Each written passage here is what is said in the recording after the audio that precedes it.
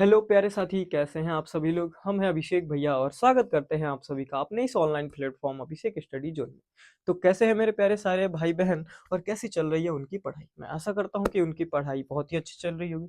मैं आप लोग की पढ़ाई का थोड़ा सा लेवल अप करने के लिए रोज आ जाता हूँ रात के 8 बजे। क्या करता हूँ मैं, तो मैं आता हूँ साइंस की वीडियो को लेके जो कि आपकी पढ़ाई में बहुत ही मदद करते हैं। ठीक है, तो आज की वीडियो में हम लोग क्या बात करने वाले हैं, तो हम लोग पिछली वीडियो में क्या बात कर चुके हैं, तो निकट दृष्टि दोष और दूरदृष्टि दोष। आज जो बचे कुचे टॉपिक्स हैं या दृष्टि दोष से जो रिलेटेड है उनको मैं पढ़ा दूंगा और उसके बाद हम लोग क्या करेंगे, तो हम लोग क्या करने वाले हैं, तो इसके बाद हम लोग प्रिज्म पे चलेंगे। तो प्रिज्म को पढ़ेंगे बहुत ही मजेदार तरीके से, जैसे हमने आंख को खत्म किया। ठीक है, तो आज की वीडियो में हम क्या पढ़ने वाले हैं बच्चा, तो आज की वीडियो में हम पढ़ने वाले हैं सबसे तीसरे नंबर का दोष।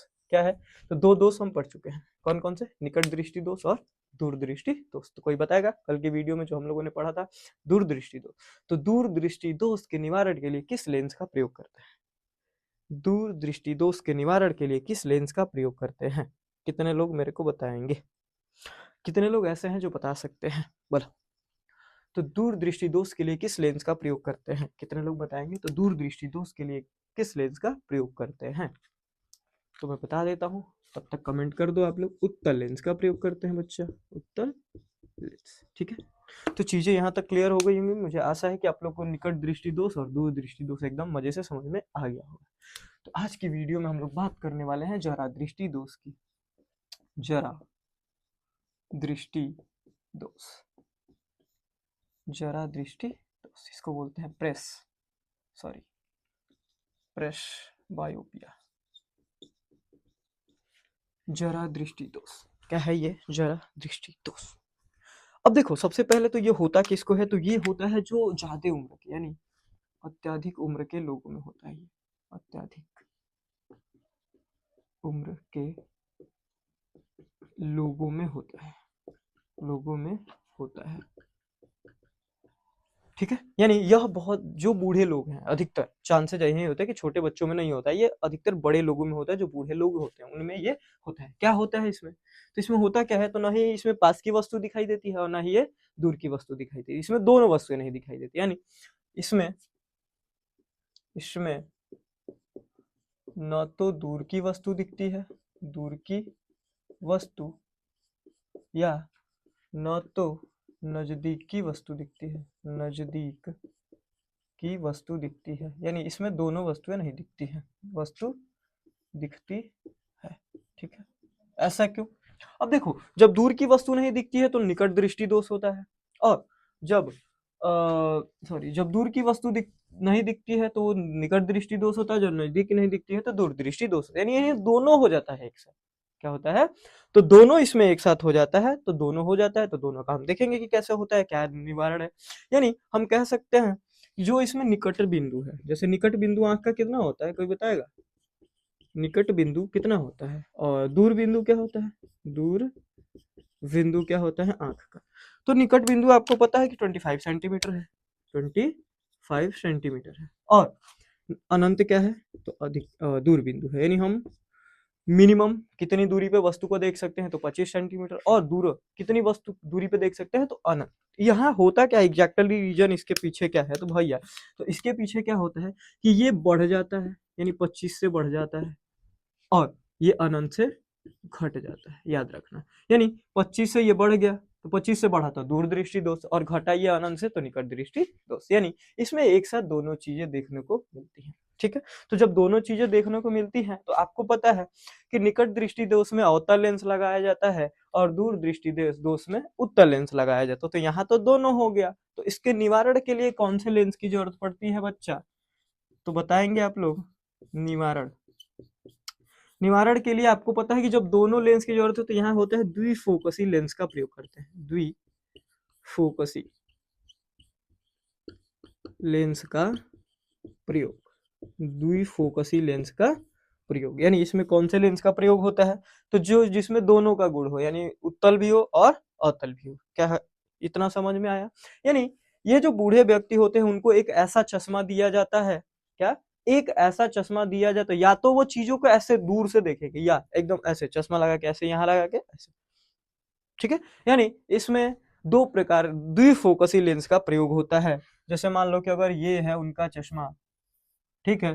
तो ये जो हिस्सा होता है इधर वाला, इसमें लगा दिया जाता है उत्तल लेंस, उत्तल लेंस, और ऊपर वाले हिस्से में लगा दिया जाता है अवतल लेंस। तो जब भी उनको दूर का देखना होगा तो वो ऐसे करके देखते हैं, ऐसे चश्मा को, ऐसे, और ऐसे नीचे को। ठीक है, यानी क्या याद रखेंगे कि जो जरा दृष्टि दोष होता है उसके निवारण के लिए द्विफोकसी लेंस का हम प्रयोग करते हैं, जिसमें अवतल लेंस भी होता है और उत्तल लेंस भी होता है। क्या चीजें यहाँ तक क्लियर है प्यारे बच्चों? क्या चीजें यहाँ तक क्लियर हैं? बोलिए, क्या चीजें यहाँ तक क्लियर हैं? बोलो बोलो बोलो, क्या चीजें यहाँ तक क्लियर है? आगे चलूं कि इसको एक बार फिर से बता देता हूँ। जो जरा दृष्टि दोष होता है वो होता किसमें है नॉर्मली? तो ऐसे लोगों में होता है जो बूढ़े होते हैं, यानी जिनकी उम्र ज्यादा होती है। क्या होता है इसमें? तो इसमें आपको ना नजदीक की चीज दिखाई देगी ना दूर की चीज दिखाई देगी, यानी इसमें हम कह सकते हैं निकट दृष्टि दोष और दूर दृष्टि दोष दोनों एक साथ हो जाता है। क्या हो जाता है? दोनों एक साथ हो जाता है। जो निकटतम बिंदु है वो 25 से बढ़ जाता है और जो दूरस्थ बिंदु है अनंत से घट जाता है। तो इसमें हम इसके निवारण के लिए किस लेंस का प्रयोग करते हैं? तो द्विफोकसी लेंस का प्रयोग करते हैं, जिसमें ऊपर वाले हिस्से में अवतल लेंस होता है और नीचे वाले हिस्से में उत्तल लेंस होता है। क्या चीजें यहाँ तक क्लियर हैं? अगले पे मैं चल सकता हूँ? बोलो, चौथे पे चलूं मैं? ठीक है, एक बार स्क्रीनशॉट ले लो। अब हम चलते हैं चौथे पे। किस पे चलते हैं? चौथे पे। चौथा क्या है? तो अविंदुकता। क्या है? अविंदुकता। अविंदुकता चौथा, अविंदुकता। इसको इंग्लिश में क्या बोलते हैं? इसको इंग्लिश में बोलते हैं अस्टिग्मेटिज्म। ASTIGMATISM। ठीक है। अब ये अविंदुकता क्या होता है? देखो, ये अविंदुकता क्या होता है? तो अगर इसमें कोई वस्तु क्षैतिज है, क्षैतिज, और कोई वस्तु या ऊर्ध्वाधर है, ऊर्ध्वाधर मतलब ऐसे, कोई वस्तु खड़ी है या कोई वस्तु लेटी हुई है, ऊर्ध्वाधर। ठीक है, ऐसी वस्तुओं को क्या होती है? तो इसमें धुंधली दिखाई देती है। कैसी दिखाई देती है? धुंधली दिखाई देती है। किसकी वजह से होता है ये? तो अविंदुकता के में क्या होता है? तो कॉर्निया की वजह से होता है। कॉर्निया, कॉर्निया की वजह से ऐसी प्रॉब्लम हमको देखने को मिलती है। तो कॉर्निया में प्रॉब्लम क्या होती है? तो कॉर्निया जो होती है वो गोल ना होकर उसका शेप चेंज हो जाता है, आकार बदलने के कारण, बदलने के कारण क्या होता है? तो आकार बदलने के कारण प्रॉब्लम शुरू हो जाती है। तो देखिए, हम लोगों ने अविंदुकता में क्या पढ़ा? तो हम लोगों ने पढ़ा कि जो अविंदुकता होती है उसमें क्या होते हैं? तो जो भी चीजें क्षैतिज होती है, क्षैतिज का मतलब लेटी हुई, ऊर्ध्वाधर का मतलब खड़ी हुई, ये चीजें हमको देखने में क्या होती है? तो धुंधली दिखाई देती है। कैसी दिखाई देती है? धुंधली दिखाई देती है। और यह कार्निया के आकार बदलने के कारण होता है। अगर पूछे कोई कि इसका निवारण क्या है, इसका निवारण क्या है, तो इसके निवारण के लिए हम बेलनाकार लेंस का प्रयोग करते हैं। बेलनाकार लेंस का प्रयोग, यानी यह इसका निवारण ये है कि हम इसमें बेलनाकार लेंस का चश्मा बनवा के क्या करें? तो पहने। बहुत सारे बच्चों को आप लोगों ने देखा होगा कि उनका चश्मा बहुत मोटा होता है, तो हो सकता है कि वो ऐसा ही लेंस का प्रयोग होता है। ठीक है प्यारे बच्चों, यहाँ तक ठीक है। अगला जो आता है वो होता है तुम्हारा मोतियाबिंद, जो कि बहुत ही नॉर्मल चीज है जो एजेड लोग होते हैं। क्या है अगला? पांचवा, मोतियाबिंद। मोतियाबिंद। अब देखो, मोतियाबिंद क्या है? तो सबसे पहले तो ये उम्र जिनकी ज्यादा होती है उनमें होता है, यानी उम्र दराज लोगों में, उम्र दराज लोगों में होता है। होता क्या है इसमें? तो जो आपका ये व्हाइट वाला भाग, यानी जो आपकी परितारिका यानी आइरिश है, उसमें दूधिया कलर का लिक्विड जमा हो जाता है, यानी व्हाइट व्हाइट व्हाइट व्हाइट क्या हो जाता है? लिक्विड जमा हो जाता है, यानी दूधिया रंग का, दूधिया रंग का द्रव जमा हो जाता है, द्रव जमा हो जाता है, जो कि क्या कहलाता है? मोतियाबिंद कहलाता है। ठीक है। और मोतियाबिंद का कोई चश्मा लगाने से इलाज नहीं होता है, पहली चीज। ठीक है, यानी मोतियाबिंद का कोई इलाज नहीं होता है ऐसे नॉर्मली। उसको क्या कीजिए? तो ऑपरेशन किया जाता है सीधे उसमें आंख के इस वाले हिस्से में, जैसे ये आपके ये इसमें से लिक्विड भर जाता है ऐसे ऐसे, इसमें सिरिंज लगा के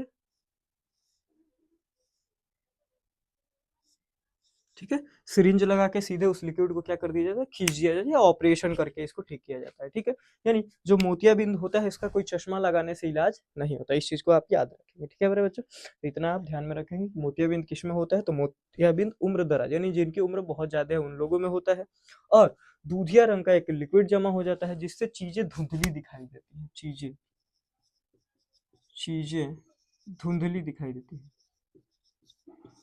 कैसी दिखाई देती है, तो धुंधली दिखाई देती है। आप इतना चीज याद रखें। क्या यहाँ तक चीजें क्लियर, क्या यहाँ तक चीजें आपको समझ में आ गई? ये टॉपिक थोड़े से छोटे छोटे है इसलिए मैं इनको जल्दी जल्दी नहीं खींच रहा हूँ। इसके बाद आता है एक लास्ट टॉपिक जिसको मैंने पिछली वीडियो में भी इसका जिक्र किया था, जिसको बोलते हैं वर्णांधता या कलर ब्लाइंडनेस। वर्णांधता या कलर ब्लाइंडनेस। ठीक है, क्या होता है आपका वर्णांधता या colour blindness, sorry colour blindness क्या होता है, तो इसमें कुछ स्पेशल कलर होते हैं जो उनको नहीं दिखते हैं या उनका कलर दूसरे टाइप का दिखता है। ठीक है, यानी ये क्यों नहीं दिखता है, तो इसमें जो कॉर्न सेल होती है, मैंने आपको बताया था कॉर्न सेल हमारी आंखों में पाई जाती है, ये कलर्स को क्या करती है, तो ग्रहण करती है, कलर्स को ग्रहण करती है। और यही सेल इसमें ढंग से विकसित नहीं हो पाती हैं, जिसकी वजह से हमें वो रंग पहचान में नहीं आता है। तो जिस भी व्यक्ति को कलर ब्लाइंडनेस हुआ रहता है उस व्यक्ति को रंग दिखाई नहीं देते हैं सुस्पष्ट। ठीक है, क्या यहाँ तक चीजें क्लियर है? और एक चीज और, इसका कोई इलाज नहीं है, इसका कोई इलाज नहीं है, ना ही ये चश्मे से ठीक होगा और ना ही ये ऑपरेशन से ठीक होगा। यानी यह एक ऐसा रोग है जिसका कोई इलाज नहीं है, ना ही ये ऑपरेशन से ठीक होगा और ना ही यह कैसे ठीक होगा, तो चश्मा लगाने से ठीक होगा। अगली चीज, यह जन्मजात होता है, जन्मजात रोग है यानी अनुवांशिक रोग है, यानी यह जन्म के साथ ही बच्चे को मिल जाता है। क्या होता है, तो यह रोग जन्म के साथ ही बच्चे को मिल जाता है। तो हम लोगों ने टोटल 5 चीजों को पढ़ा। पहला, निकट दृष्टि दोष, दूर दृष्टि दोष और जरा दृष्टि दोष और मोतियाबिंद और अविंदुकता, और इसको भी ऐड कर लो वर्णांधता। क्या इतनी चीजें हम लोग पढ़ चुके हैं? इसमें से किसी का कोई भी डाउट होगा तो आप कमेंट बॉक्स में कमेंट कर सकते हैं। तो मैं मेरे तरफ से आंख वाला जो सेगमेंट है वो पूरा का पूरा हो चुका है खत्म। क्या है, पूरा का पूरा हो चुका है खत्म। अब इसके बाद जो है वो हम पढ़ने वाले हैं प्रिज्म। क्या पढ़ने वाले हैं, प्रिज्म। तो इतनी चीजों को आप लोग एक बार तैयार कर लेंगे, प्रिज्म को हम आगे पढ़ेंगे तो थोड़ा सा उसके में एक दो दिन का गैप रहेगा, क्योंकि एक दो दिन हम नहीं रहेंगे। तो आपको वीडियो मिलेंगी, कुछ ना कुछ आपको वीडियो ऐसी मिलेंगी जो आपके परीक्षा की काम की हो, बट इस टॉपिक से रिलेटेड नहीं होंगी, वो आपके बोर्ड के ही एग्जाम से रिलेटेड होंगी, बट ऐसे ये नहीं होगा। प्रिज्म मैं शुरू करूंगा जब वहां से रिटर्न आ जाऊंगा तब। ठीक है प्यारे बच्चों, तो कितने लोग ऐसे हैं जिनको ये पूरा वीडियो समझ में आ गया? अगर नहीं आया है तो आप लोग वीडियो को फिर से देखेंगे, जाके सारे लोग देखेंगे और वीडियो को लाइक करेंगे, शेयर करेंगे अपने दोस्तों के पास। ठीक है, तो अब तक के लिए लगे रहिए अपनी पढ़ाई में, और तब तक मिलेंगे एक बहुत ही जबरदस्त शानदार वीडियो के साथ। तब तक के लिए राधे राधे, जय श्री राम, जय